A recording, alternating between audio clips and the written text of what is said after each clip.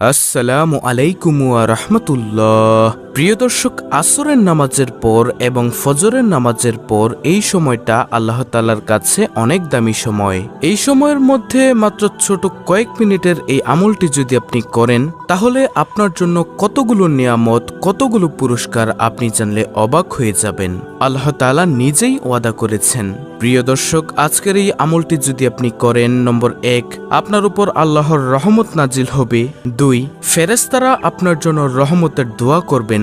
3, সব ধরনের অন্ধকার থেকে, দুঃখ থেকে, বিপদ থেকে, অভাব দারিদ্রতা থেকে, শত্রুর অনিষ্ট থেকে, দুনিয়ার যত ধরনের ক্ষতি আছে সব ধরনের ক্ষতি থেকে আল্লাহ রাব্বুল আলামিন আলোর পথ দেখাবেন। সুবহানাল্লাহ।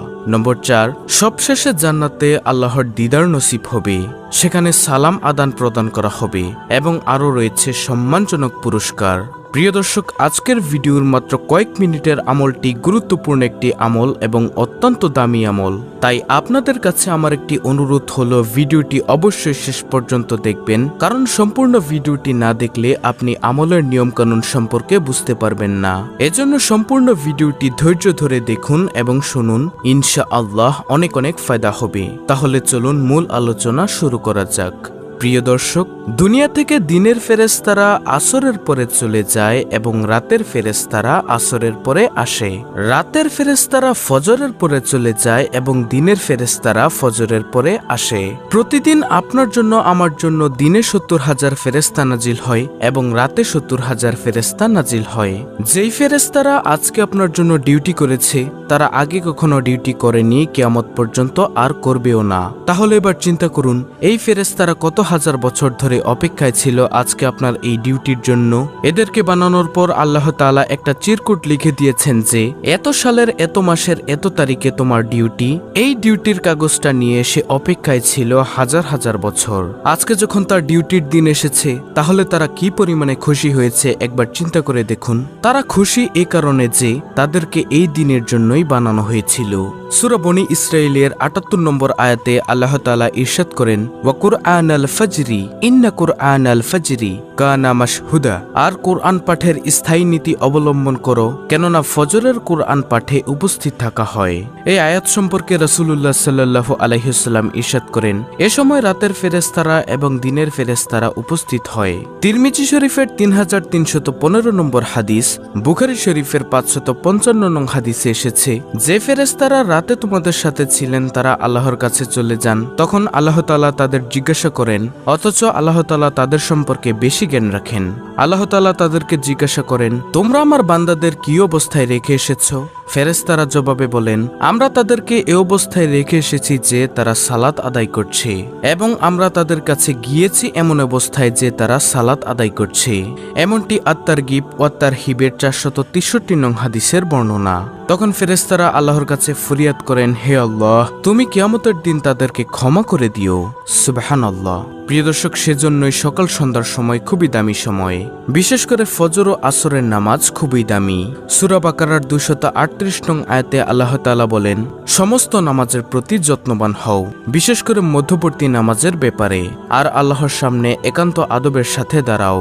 অতএব ফজরের নামাজ ও আসরের নামাজ জামাতের সাথে অবশ্যই পড়বেন। তারপর ফজরের পর বসে বসে কোরআন তেলাওয়াত করবেন, জিকির আজকার করবেন। যারা ফজরের পর ও আসরের পর জিকির করে, তাদের জন্য সূরাতুল আহজাবের 41 থেকে 42 নং আয়াতে কি কি সুসংবাদ দিয়েছেন জানলে অবাক হবেন।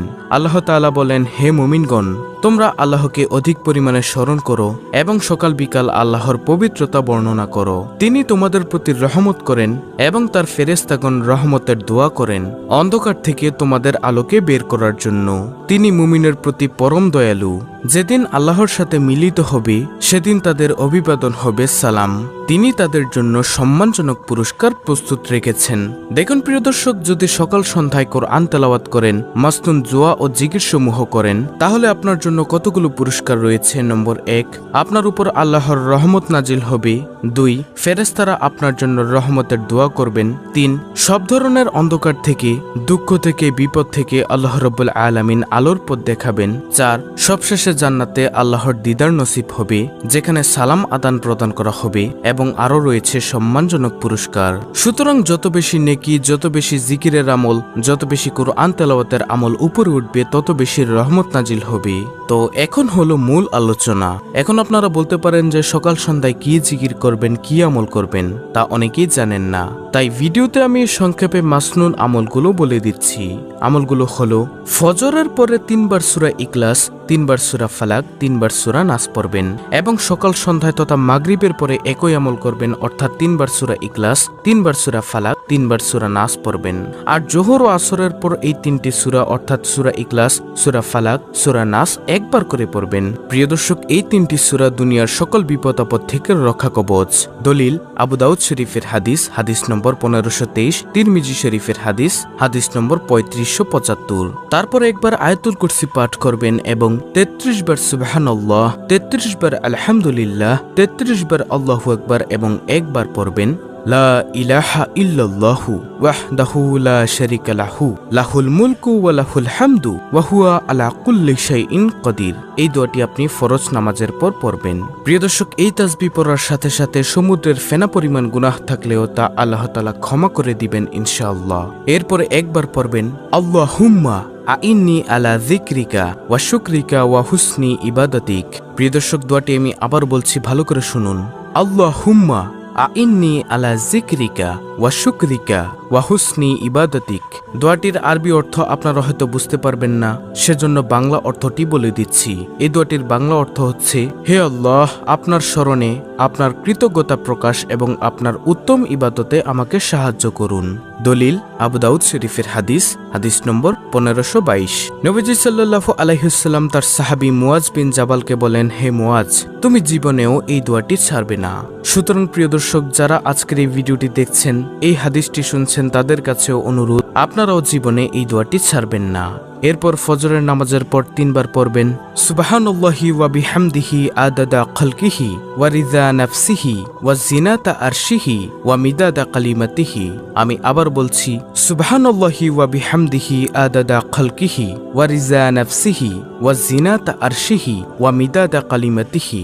এই দোয়াটি আপনারা পড়বেন 3 বার, অর্থাৎ আল্লাহর প্রশংসা সহ তার পবিত্রতা ঘোষণা করে তার সৃষ্টির সংখ্যা পরিমাণ, তার মর্জি অনুযায়ী, তার আরশের ওজন বরাবর তার বাণীসমূহের সমান সংখ্যক প্রশংসা। মুসলিম শরীফের হাদিস, হাদিস নম্বর 2726, তিরমিজি শরীফ, হাদিস নম্বর 3555। তারপরে প্রিয় দর্শক, একবার সাইয়্যিদুল ইস্তেগফার পড়বেন। ক্ষমা প্রার্থনার এই সাইয়্যিদুল ইস্তেগফারটি যদি সন্ধ্যাবেলা কেউ পড়ে, ওই রাতে মারা যায়, অথবা সকালবেলায় পড়ে ওই দিনে মারা যায়, তাহলে সে জান্নাতে প্রবেশ করবে। দলিল বুখারী শরীফ, হাদিস নম্বর 6323। আর প্রিয় দর্শক, সেই সাইয়্যিদুল ইস্তেগফারটি হলো আল্লাহুম্মা আনতা রাব্বি লা ইলাহা ইল্লা আনতা খলাকতানি ওয়া আনা আবদুকা ওয়া আনা আলা আহদিকা ওয়া ওয়াদিকা মাসতাতু আউযু বিকা মিন শাররি মা সানাতু আবুউ লাকা বিনিআমাতিকা আলাইয়া ওয়া আবুউ লাকা বিযাম্মি ফাগফিরলি ফাইন্নাহু লা ইয়াগফিরুয যুনুবা ইল্লা আনতা। প্রিয় দর্শক, বাংলা উচ্চারণ সহ সাইয়্যিদুল ইস্তেগফারটি আমি স্ক্রিনের মধ্যে দিয়ে দিয়েছি, আপনারা সেখান থেকে মুখস্থ করে নেবেন ইনশাআল্লাহ। এটি হলো সাইয়্যিদুল ইস্তেগফার, এটা আপনারা পাঠ করবেন। দর্শক, আজকের এই আমলগুলো আমি ভিডিওতে যেভাবে বলে দিয়েছি, আপনারা সেই নিয়মকানুন মেনে করবেন, তাহলেই ইনশাআল্লাহ আমি ভিডিওর মধ্যে যে ফজিলতের কথাগুলো বলে দিয়েছি সেগুলো অর্জন করতে পারবেন।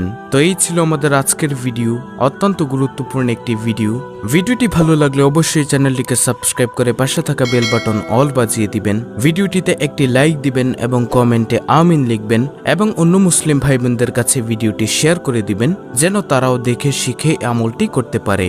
আল্লাহ রাব্বুল আলামিন আমাদের সকলকে উক্ত আমলটি সহিহ শুদ্ধভাবে করার তৌফিক দান করুন। আমিন।